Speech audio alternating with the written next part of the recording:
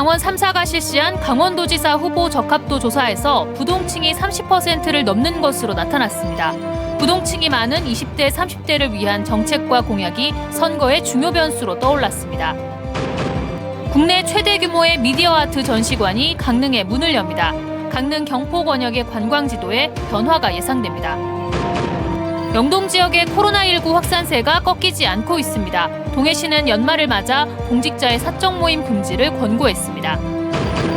대형 산불 피해를 입은 고성 지역에 경기의 숲이 완공됐습니다. 경기도가 2만 6천여 그루의 나무를 직접 심어 3헥타르 규모로 조성했습니다. 안녕하십니까. 뉴스데스크 강원입니다. MBC 강원 3사가 실시한 여론조사. 오늘은 강원도지사 출마 예상자에 대한 도민들의 민심을 살펴봅니다. 도지사 적합도에서는 더불어민주당 이광재 국회의원이 유일하게 20%를 넘어서면서 국민의힘 권성동 의원, 김진태 전 의원보다 2배 이상 높은 지지를 나타냈습니다. 하지만 30%를 넘는 부동층이 관건입니다. 허주희 기자가 보도합니다. 내년 강원도지사 선거에서 후보로 거론되는 인물 16명 중에서 누가 가장 적합한지 도민들에게 물었습니다. 이광재 의원이 20.2%로 가장 높고 권성동 의원 9.9%, 김진태 전 의원이 9.8%로 나타났습니다. 이 의원은 권 의원과 김 전 의원에 비해 각각 10%포인트 이상으로 2배 넘게 차이가 납니다. 이어서 원창묵 원주시장 6%, 홍남기 경제부총리 5.7%, 한기호 의원 3%, 이철규 의원 2.6%, 박정아 강원미래연구원장 2.5% 순입니다. 그 다음으로 정만호 전 강원도 경제부지사 1.9%, 김우영 전 서울시 정무부시장 1.6%, 정창수 전 한국관광공사 사장 1.1%입니다. 김정우 조달청장과 이강우 전 의원, 황상무 전 KBS 앵커와 최윤 강원민주재단 이사장, 홍윤식 전 행정안전부 장관은 1% 미만의 지지율을 기록했습니다. 18개 시군을 3개 권역으로 묶었더니 춘천권에선 김진태 전 의원이 17.3%로 이광재 의원과 3%포인트 이상 격차로 오차 범위 내에서 앞섰습니다.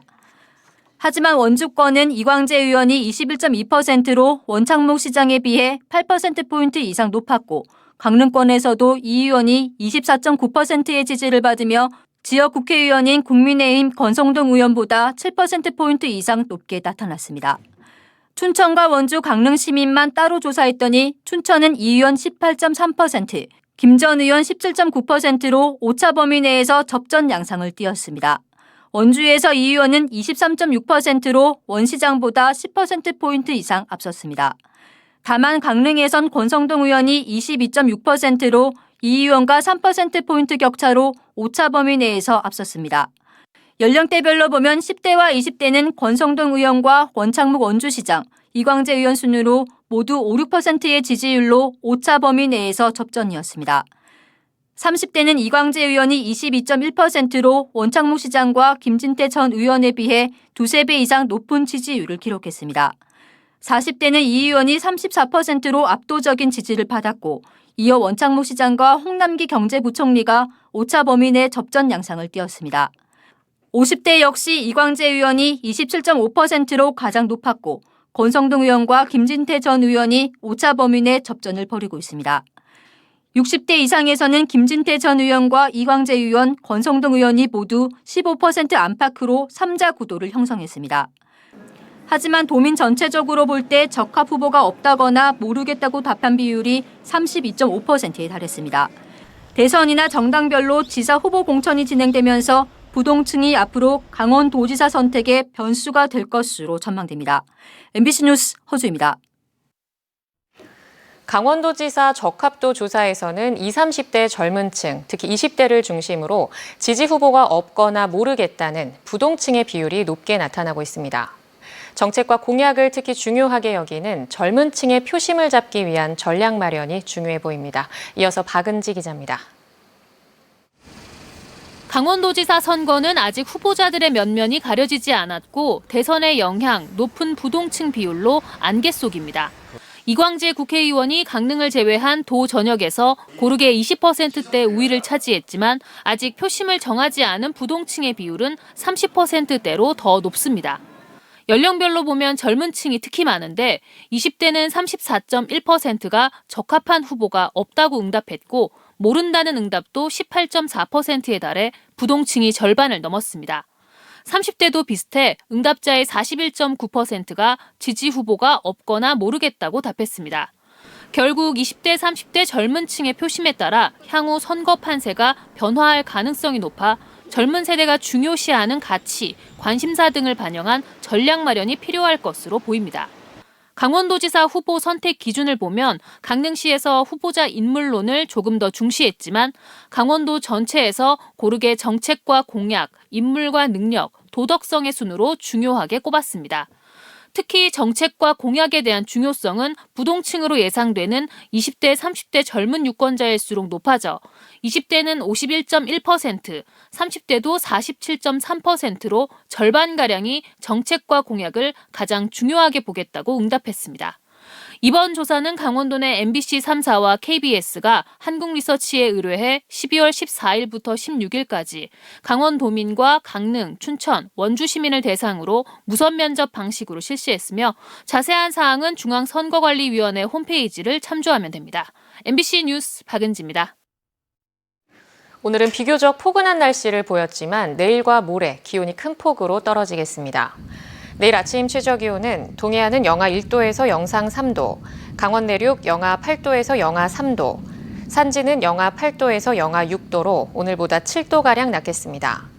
바람도 강하게 불면서 체감온도는 더 떨어지겠습니다. 동해안에 8일째 건조주의보가 발효 중인 가운데 당분간 건조한 날씨는 이어져 산불 등 화재 발생이 우려됩니다. 도내에서 20일 가까이 세 자릿수 코로나19 확진자가 나온 가운데 오늘은 오후 6시 기준 102명이 확진됐습니다. 시군별로는 원주 31명, 춘천 16, 속초 15, 강릉 10명, 동해 5, 고성 4, 양양 셋, 삼척 1명 등입니다. 고성에서는 지난 18일 산불 진화대원이 감염돼 접촉자 55명을 전수검사한 결과 사흘 동안 모두 16명이 확진됐고 현재 산불 진화대 운영을 중단했습니다. 도내 누적 확진자 수는 11,424명입니다.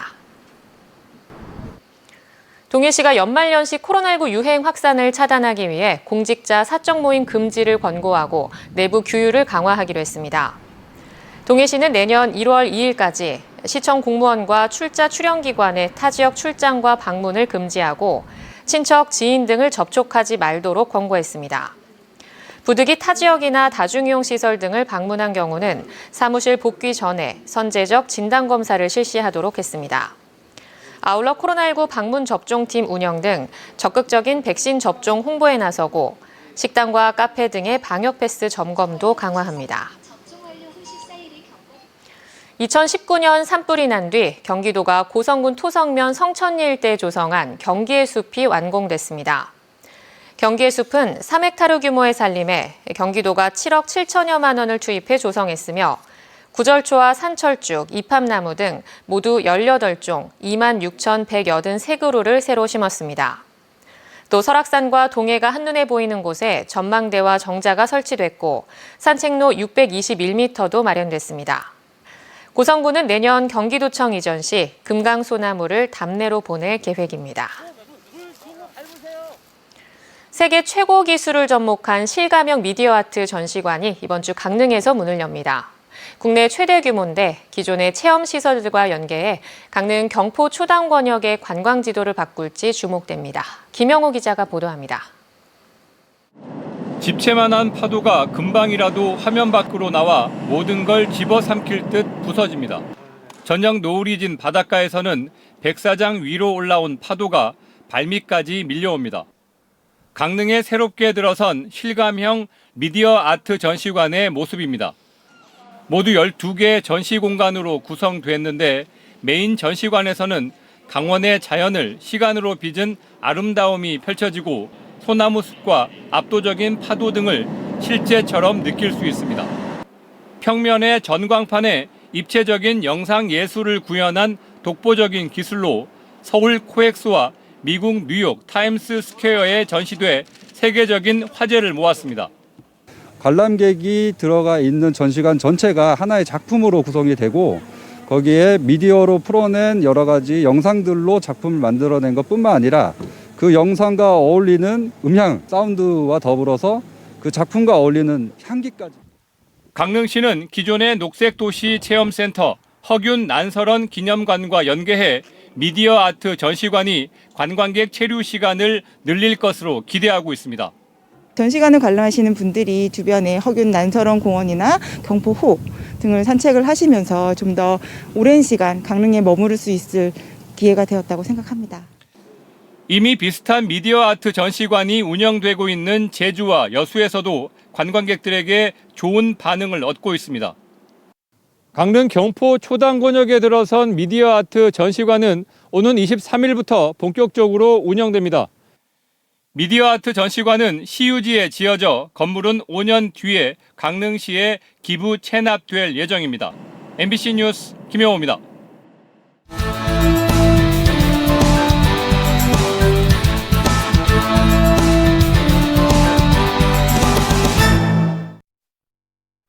삼척시가 대진원전 해제 부지를 관광 휴양 복합타운으로 개발하기 위해 투자 업무 협약을 맺었습니다. 삼척시는 유진그룹과 업무 협약을 맺고 대진원전 해제 부지 일원 1,755만 제곱미터에 2026년까지 공공과 민자를 포함해 2천억 원이 직접 투자되는 관광 휴양 복합타운 조성 사업을 추진하기로 했습니다. 관광 휴양 복합타운 조성 사업은 에너지 자립과 탄소 제로 단지를 지향하며 민간 사업인 관광 숙박시설까지 포함하면 모두 5천억 원 규모의 투자가 이뤄질 것으로 기대되고 있습니다. 대진 지역은 지난 2012년 원전 부지로 지정됐다 2019년 지정이 취소됐습니다. 강릉시가 도시 이름 강릉의 상표를 보호하기 위해 중국의 상표 등록을 추진합니다. 강릉시는 지난해 중국의 한 식품회사가 중국 상표 등록기관에 강릉 상표를 무단 등록하려는 사실을 확인하고 이의 신청 절차를 거쳐 최근 승소 판결을 받았다고 밝혔습니다. 중국 국가지식재산국은 강릉시는 한국의 유명 도시로 모두가 알고 있는 외국 지명에 속한다며 승소 판결한 것으로 전해졌습니다. 강릉시는 1998년 국내 특허청에 강릉 상표를 등록했습니다.